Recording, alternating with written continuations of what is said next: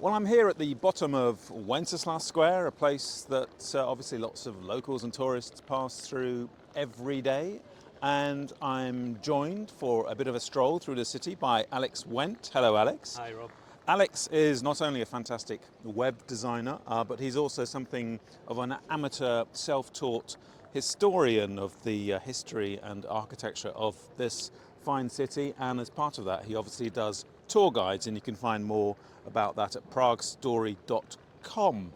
Alex, you've asked me to meet here at Můstek, the bottom of Wenceslas Square. As you can see here, Můstek obviously means little bridge. But there's no bridge here, so why have you brought me here? Not anymore, but the district has always been known as Můstek. In fact, even the locals didn't quite realise why it was called Můstek until around 1976, when they were digging the foundations for the new metro system. And in the process of doing that, they discovered the remains of the medieval bridge, which originally ran across the street that we're standing on now. So this bit where we're standing, the bottom of Wenceslas Square, was a medieval bridge leading from what is now, I guess, the new town to the old town, is that correct? Yes, or the other way around. I mean, this was the old town, they established really in the 12th century, and the first bridge was constructed to join the old town with the horse market, which is today's Wenceslas Square. That was at the top of Wenceslas Square, was it? Or was it just the whole of Wenceslas Square? The whole of Wenceslas Square was the old horse market. But between the two of them, you're right, there were fortifications, and those included an enormous ditch. So if you can look at this building here, there would have been a 10-metre high wall running all the way along this street.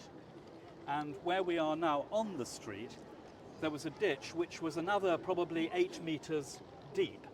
So the combined difficulty of penetrating the city was obvious. So that's an 18-metre defensive structure, basically. Exactly so. So what we see now, this open plan, is very much since the end of the 18th century. And until that point, there was this fortification system here. So, but Alex, people didn't really appreciate until the 1970s when they dug the foundations for the metro that there was a bridge here linking the old town and the horse market. Exactly right. And in fact, all that survives really on the surface level is the name of the street, Na Przykopie, which means on the ditch. So this is because in the 1760s, this was all filled in, the town walls taken down, and the whole place became the open area we know today. Right, so that's quite important. So by the end of the 18th century, there was no longer a ditch here, it was a street. It was filled in at around that time. Okay, and were there houses here? Was there life here, commerce? Yes, very much so. It's always been a big commercial area. The only thing that I suppose is different about what is now Wenceslas Square is that the height of the buildings has been raised probably by another 2 stories since that time. Okay, shall we go and look at the little bridge at the Můstek then? So, walking past the New Yorker clothes store, it's not the most salubrious of areas of Prague, is it? Even now it's kind of horrible. I ought to mention that in this narrow gap that we can see ahead of us would have been a defensive tower. So there were about 13 of these towers punctuating the defensive wall. So yet another sort of hurdle to cross if you're making your way legally or illegally into the town. And you've sent me a photo, I think, of that defensive tower, is that correct? I have. It's a picture of, it's an artist's impression of what they think the medieval junction would have looked like between the old and new towns. So does that suggest that there are no period, lithographs and paintings showing it? That's a very good question. I've not seen any other renderings of it. So I don't think I have ever, actually. Yeah. I think it's 20th century, historian's viewpoint.